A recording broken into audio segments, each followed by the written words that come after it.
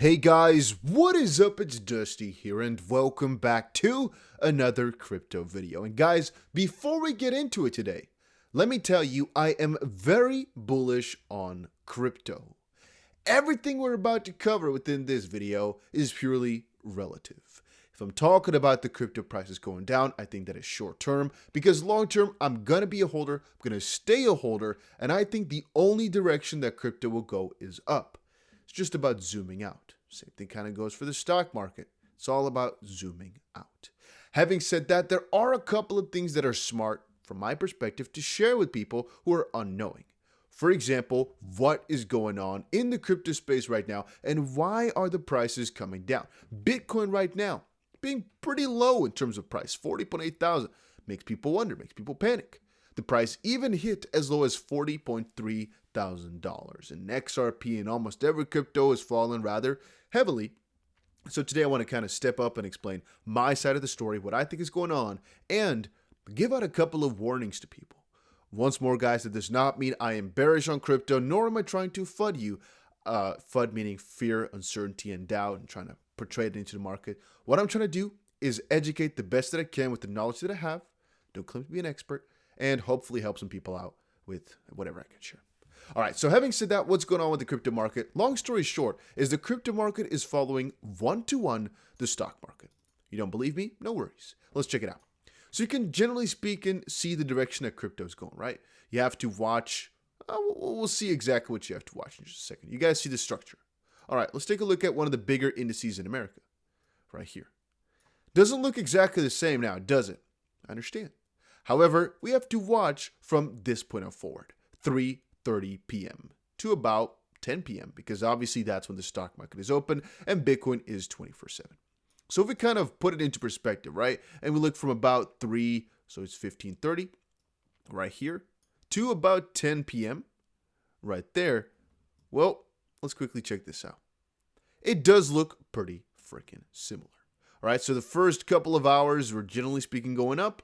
From this point on forward, pretty much going sideways. And here you can see Bitcoin actually kind of crashed first, but generally speaking, the stock market was moving down. And once the stock market moved down heavily, you can see the Bitcoin price was also moving down heavily. The stock market ended really negatively. And then right after that, Bitcoin fell down a lot further. Now, why is that the case? So there's a couple of key terms here. One is momentum. Basically, if you're going into a certain direction, there's quite a lot of incentives for some people to make the ball keep rolling in that specific direction. If the price goes down, there's quite a lot of incentive for people to keep pushing that price down, and again, because they make money off of that. And in a couple of different places, like for example, right here in just one of these stock market articles that I had open, what they're basically talking about is some exhaustion from bulls in the stock market. Now, I don't fully agree with that, nor do I agree with that a little bit, but there is something to say about just a lack of conviction if you've been doing the same thing for a very long time. You got to understand, with Bitcoin right now, we've been rebounding from this price so ridiculously many times. At one point or another, there's just a very high probability it's going to just break through once. You can see here, all right, this is a 15-minute chart, not too amazing, but we basically had ourselves a point. Let's call it 41.2 thousand. You can hit it once, twice, and again, after the third time here, it fell back down. And that's actually something you can see on the longer time frames a little bit better. There are going to be specific points that after being hit so many times, are going to crash by. Now, this specific area which we just hit is not too critical, as we're just basically finding a bottom that we've seen for the last couple of days as well. This is not panicable whatsoever. It's just the previous momentum that made it a little bit scarier. Things were just starting to look good again, and the fall makes it all the scarier, right? Because things were just doing good. And that's exactly the same as in the stock market. Every single article I've read talks about how gains were in there and how the last couple of days were really, even though when looking at the numbers, it wasn't that amazing, but generally speaking, how things were looking really beautiful, how that turned into quite a lot of pain or downwards pressure, downwards momentum. But I guess you can also see that from right there were just quite a couple of rallies here throughout the last couple of days. And even the day here started pretty beautifully with, I guess let's just go from the beginning to the top. So going up about 1.15% or so before correcting pretty significantly about 2.7%. And that is a very heavy number, guys, for the stock market, as you guys know. So long story short, yes, the stock market fell and Bitcoin fell because of it. You might say and see that it doesn't really necessarily go one-to-one perfectly on the line, but we can all just conclude that generally speaking, that's what brought the crypto market down, as there's not really any negative signs anywhere else. So another fun fact, the majority of crypto articles I had throughout the morning were all really beautiful, talking about pumps. And when I checked Twitter, everybody was talking about this specific pump that was going on in the same sense that people were doing for the stock market, and then later things went bad. And the only thing I could see in the stock market that was really heavy was specifically for NASDAQ. Stocks slid, giving up their gains from earlier in the day, as troubling news about Peloton Interactive catalyzed the NASDAQ's late swoon. So that's basically what I found everywhere throughout the interwebs, that everybody's talking about this Peloton. They basically were halting production for February and March to adjust for lower demand, and apparently that was a really heavy thing. The news at around 12:45 p.m. pushed the stock down 24% on the day and sent chills through the tech-heavy NASDAQ. And again, potentially because the NASDAQ fell, the S&P fell and whatnot too. But I don't want to correlate that because I don't really know. It's just something that I've found online, and I want you guys to know. All right, then the second part of the video, which, by the way, as a baseline, things go down and things come back up. Rand Nooner of Crypto Banter said, the stock markets went up 50% last year. They are down 7%. Let's just all calm down. To quickly state, I don't know how much the stock market went up last year, so I'm not trying to claim that. What I do know is that indeed a correction like this, first of all, again, once we look at Bitcoin again, from a monthly perspective, we're not really doing bad at all. We're still looking actually pretty damn juicy. I've called that out a couple of times here, right? Looking at Bitcoin on a monthly perspective is like, oh, nice little dip that we're forming before we go back up. And even on the weekly, you can still claim that exact same thing. It just depends on your perspective and being able to zoom out properly, right? At least for me, it still does. It's like, okay, we potentially are facing a little bit of a head and shoulders pattern, but from the other side, no, we're just making higher highs. And I guess I see the swing, generally speaking, still as this, where we are going to basically look like this on forward. Just my thoughts. I'm just shouting out some stuff that I've been thinking about. You guys can think about that, whatever you please. But let's quickly, I guess, just conclude. Corrections will always be there. It's just about zooming out.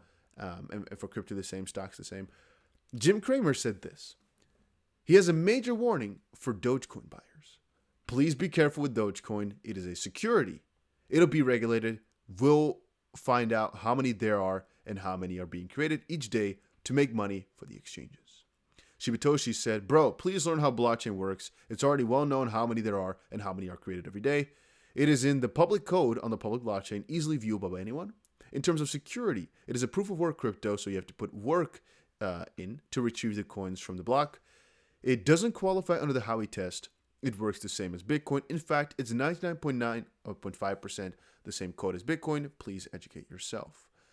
Only part to say about that is a quick response to say, yeah, Jim Cramer is partially wrong because it's hard to say it's a security because it's literally decentralized.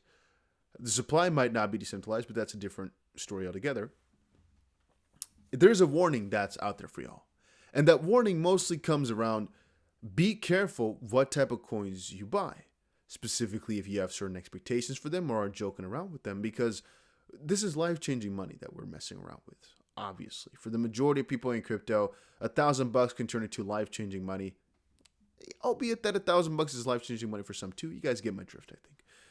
What I mean is, please educate yourself on my own personal theory of baskets, which basically is that you create a couple of different baskets of specific crypto sorts that you want to get into. A little mix-up of baskets could be a basket of fundamentals, a basket of exchange tokens, a basket of DeFi, specific centric tokens. And then basically that is what you do to hedge against other cryptos or hedge against just anything else. If you actually combine that as well with another basket theory or basically just diversification, where you also put into, for example, some stocks or something else, right? I always am an advocate as well of getting some stable coin to actually yield farm with, because that can actually lead you to juicy gains.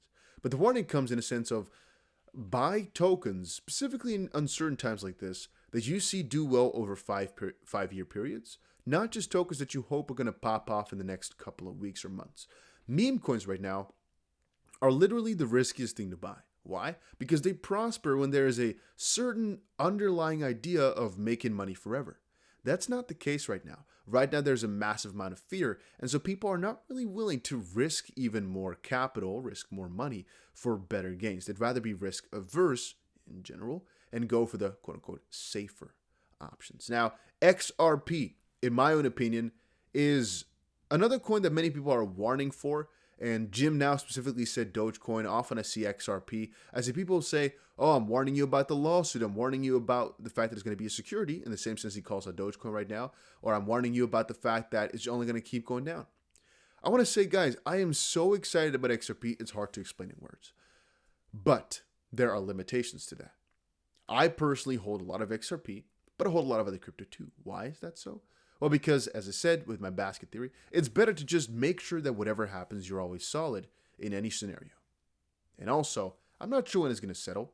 I'm not sure what's going to happen in the world. I'm not sure about a lot of this stuff. So it's better to just, in my opinion, get some multiple different cryptos, even though I'm so excited for it. However, the warning, there's some ground to be found in saying it might be a security. I see the chance is very small. I think it might be a 1% chance or so, but that's still a chance, still a probability. Maybe it's higher, maybe it's 5%. You can actually put the same warning for Ethereum, though. It's not like it's just XRP. And that generally goes for a lot of the warnings which you have for XRP is just crypto-centric warnings. The only warning I can give is get fundamental coins, and I think XP is a solid fundamental coin to kind of put an end on that. All right, so hopefully I explained a couple of my thoughts here. We explained why the crypto market is going down or why it's not doing so juicy right now. It's mostly revolving around stocks. I've checked all the news regarding the Fed, all the news everywhere out there. Most of it is just positive news or progressive stuff, so it's really not bad or really not a thing to be worried about or why the crypto markets will move down. The only thing you might say is the new Fed report about a CBDC because they want to compete with stablecoins to some degree. But even that is not something which the crypto market should move down for this much, specifically because it's just a proposal where we still have 120 days to actually put our suggestions as well. So it's really not that relevant, not really something that price should go down for. All right, guys, that was it for my thoughts. Hopefully you all enjoyed it. Hopefully you're not too angry with me giving this warning out there, which is just get fundamental coins. Don't go for the hype because it's not worth it right now, in my own opinion. It's not financial advice. It's not legal advice, nothing like that. It's just my own thoughts. Again, do with it as you please. I don't claim to be a guru. I don't claim to know it all. I don't claim to know better than you. I'm just trying to educate some people that might find this stuff useful. So that's it. Thank you so much for stopping by, and hopefully I'll see you guys again in another crypto video later today.